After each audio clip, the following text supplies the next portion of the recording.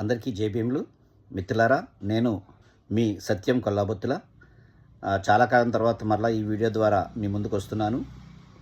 మిత్రులారా, గత ఎన్నో ఏళ్ళుగా ముఖ్యంగా బీజేపీ ప్రభుత్వం అధికారంలోకి వచ్చిన తర్వాత రాజ్యాంగానికి తూట్లు పడవడం జరుగుతూనే ఉంది.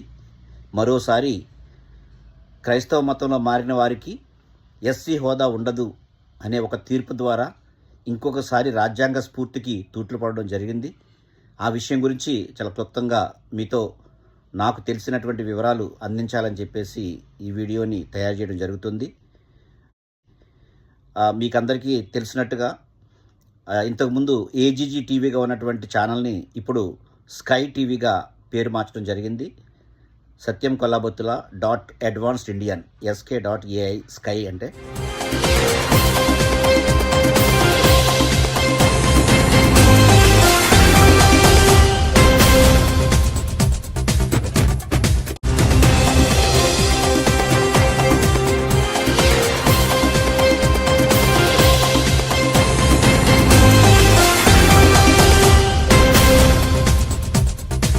సో ఇక ముందు మనం వీడియోలన్నీ కూడా ఈ స్కై టీవీ ద్వారా మనం చూడవచ్చు. అందు గురించి మరి మీరందరూ మీ స్నేహితులతో కూడా ఈ ఛానల్కి సబ్స్క్రైబ్ చేయించండి. సో దట్ ఏంటంటే రేపు మనం చేసే వీడియోలన్నీ కూడా డైరెక్ట్గా వారికి చేరడానికి అవకాశం ఉంటుంది. ముఖ్యంగా మిత్రులారా, మతానికి కులానికి ఎందుకు లింక్ పెట్టడం జరిగింది చారిత్రకంగా అనేది మనం ఒకసారి చూస్తే, అంటే కాంగ్రెస్ ప్రభుత్వం ఉన్నప్పుడే దళితులందరూ కూడా క్రైస్తవ మతంలోకి మారిపోతున్నారు అని చెప్పేసి గమనించినటువంటి మనువాదులు, అంటే కాంగ్రెస్లో ఉన్నటువంటి మనువాదులు అప్పటి ప్రభుత్వం చేత దళిత క్రిస్టియన్ అనే ఒక కొత్త కులాన్ని సృష్టించడం జరిగింది. మీరు చారిత్రకంగా చూస్తే హిందూ మతంలో ఉన్నటువంటి కుల వ్యవస్థలో దళిత క్రిస్టియన్ అనే కులం లేదు. ఇది కేవలం దళితులు క్రైస్తవంలోకి మారకుండా అడ్డుకోవడం కోసం చేసినటువంటి కుట్ర. మరి అప్పట్లో దానిని ఒక ఉద్యమంగా తీసుకురావడం వల్ల ముఖ్యంగా క్రైస్తవులుగా మారినటువంటి వారు దాన్ని ఎక్కువగా పట్టించుకోకపోవడం వల్ల ఆ దళిత క్రైస్తవం అనే ఒక కులం ఏర్పాటయ్యింది. సరే, దాని గురించి ఎవరు ఎక్కువగా పట్టించుకోవట్లేదు, నోరు మూసుకుని కూర్చున్నారు కదా అని చెప్పేసి గమనించినటువంటి ఈ మనువాదులు వారు అధికారంలోకి వచ్చిన తర్వాత మనం చూస్తూనే ఉన్నాం. రాజ్యాంగ స్ఫూర్తికి విరుద్ధంగా కనీసం 2 సంవత్సరాలకు ఒకసారి అయినా తూట్లు పొడుస్తూనే ఉన్నారు. అందులో భాగంగానే ఈ తీర్పు. నిజానికి ఇప్పుడు ఆ తీర్పు ఇవ్వాల్సిన అవసరం లేదు, కానీ మరోసారి వారి యొక్క ఉక్కుపాదాన్ని మైనార్టీల మీద మోపడానికి, ఎందుకంటే అవకాశం దొరికినప్పుడల్లా కూడా ముస్లిం మతం మీద దండెత్తుతూ వచ్చారు. అలాగే ఇప్పుడు క్రైస్తవ మతాన్ని కూడా మరి దండెత్తడానికి, క్రైస్తవ మతంలో ఉన్నటువంటి వారిని భయపెట్టడానికి, ఇప్పుడు క్రైస్తవంలోకి మారితే ఎస్సీ హోదా ఉండదు, ఎస్సీలకు ఉన్నటువంటి రక్షణ ఉండదు అని చెప్పేసి మనకి తీర్పునివ్వడం జరిగింది.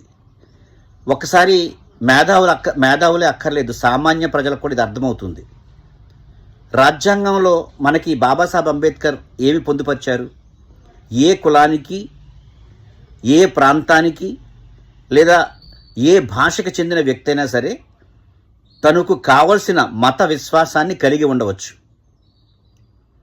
అంటే ఒక దళితుడు అతను క్రైస్తవ మతాన్ని నమ్ముకోవచ్చు, ముస్లిం మతాన్ని నమ్ముకోవచ్చు, బౌద్ధ మతాన్ని నమ్ముకోవచ్చు, హిందూ మతాన్ని నమ్ముకోవచ్చు. ఈ మత విశ్వాసం మారడం ద్వారా అతని కులం మారిపోవడం లేదు, అది మనందరికీ తెలిసిన విషయమే. ఇప్పుడు క్రైస్తవంలో ఉన్నటువంటి ఒక దళితుడు, అతన్ని ఒక దళితుడిగా మాదికో ఒక చెందిన వ్యక్తిగా అతన్ని ఎవరు దూషించరా? అతన్ని అగ్రకులంగా పరిగణిస్తారా? పరిగణించరు కదా. మనందరికీ తెలుసు ఈ కులం యొక్క ఎంత దుర్మార్గమైందో ఈ కులం. ఎక్కడికి వెళ్ళినా, ఏ దేశాలకు వెళ్ళినా సరే కులం వెంటాడుతూనే ఉంటుంది. అలాంటప్పుడు ఒక మత విశ్వాసం మారినంత మాత్రాన కులం మారిపోదు కదా. అంటే దీని వెనుకున్నటువంటి అసలు కుట్ర ఏమిటంటే, ఇప్పటికే బీసీసీ అనే సర్టిఫికెట్ లేకుండా ఎస్సీ సర్టిఫికెట్ తోటే ఉన్న దళితులందరూ కూడా చాలా ఎక్కువ మంది క్రైస్తవ మతాన్ని నమ్ముతూ ఉన్నారు, క్రైస్తవ మత విశ్వాసాన్ని కలిగి ఉన్నారు. మనం ఈ తీర్పు ఇచ్చి వాళ్ళని భయపెడితే అంటే రిజర్వేషన్లు పొందుతున్న వాళ్ళు, ఎస్సీలుగా ఉన్నవారు క్రైస్తవ విశ్వాసాన్ని వదిలేస్తారు అనే ఆలోచనతోటి ఇచ్చిన తీర్పిది.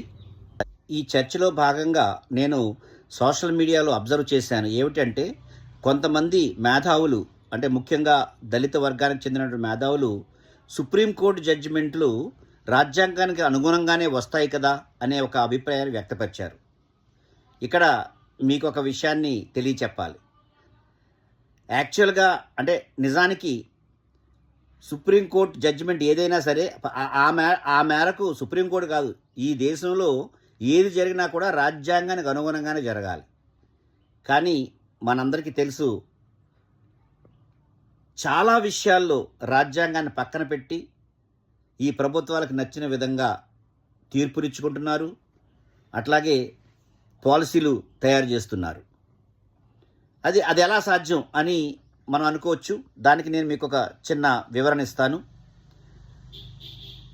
ఇదివరకు లేనటువంటి ఒక కొత్త వ్యవస్థని ఈ మనువాద ప్రభుత్వం ఏర్పాటు చేసుకుంది. దాన్నే కొలీజియం వ్యవస్థ అంటాం. కొలీజియం వ్యవస్థ అంటే వారికి నచ్చినటువంటి జడ్జీలను కానీ లేదా లాయర్లు కానీ వారు ఈ కొలీజియం వ్యవస్థ ద్వారా పై పదవులకి నియమించుకోవచ్చు.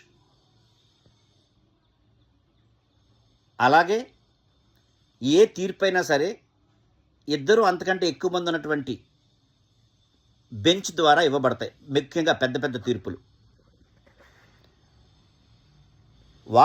వారికి కావాల్సినటువంటి విషయం మీద, అంటే రాజ్యాంగానికి తూట్లు పొడిచేటువంటి తీర్పులు ఏవైతే ఉన్నాయో మనకు చాలా ఉదాహరణలు ఉన్నాయి.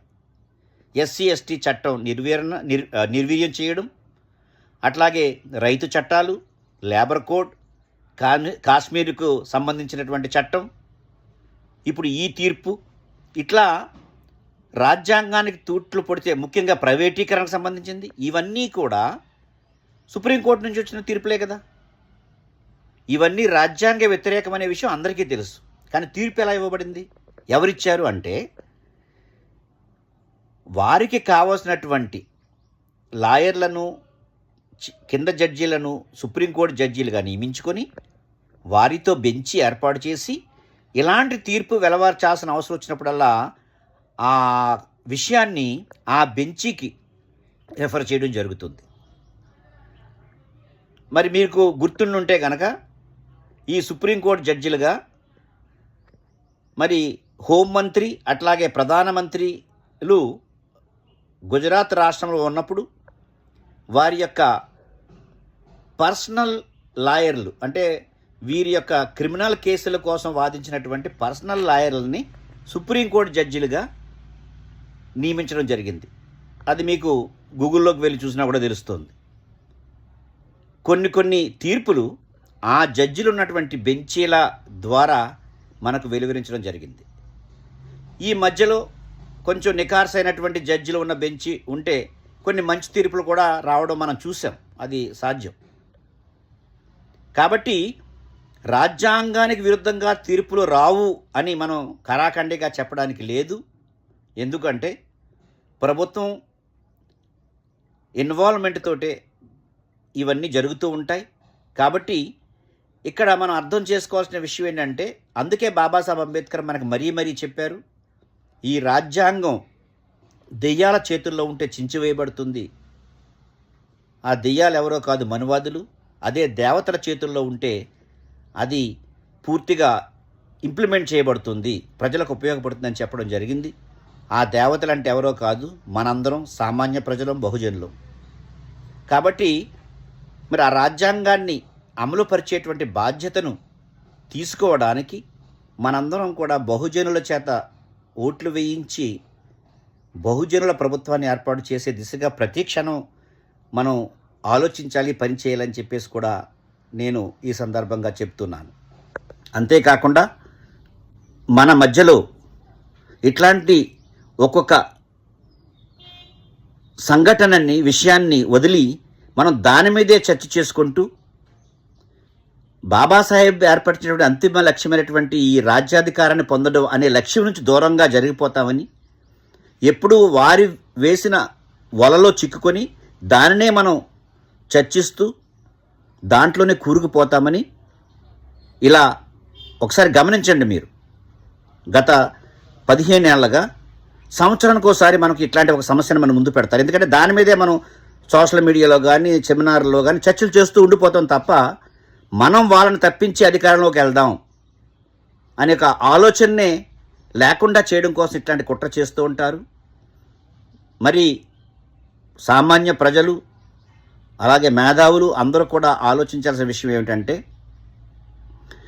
అసలు వారు కావాలనుకున్న చర్చని మనం చేయకుండా భవిష్యత్తులో ఎలా మనం బహుజన సమాజ్ పార్టీ ద్వారా లేదా ఒక అంబేద్కరైట్ పార్టీ ద్వారా మనం రాజ్యాధికారానికి ఎలా చేరగలం. రాజ్యాధికారానికి చేరడం అంటే ఇప్పటికిప్పుడే ప్రభుత్వాన్ని ఏర్పాటు చేయాల్సిన అవసరం లేదు.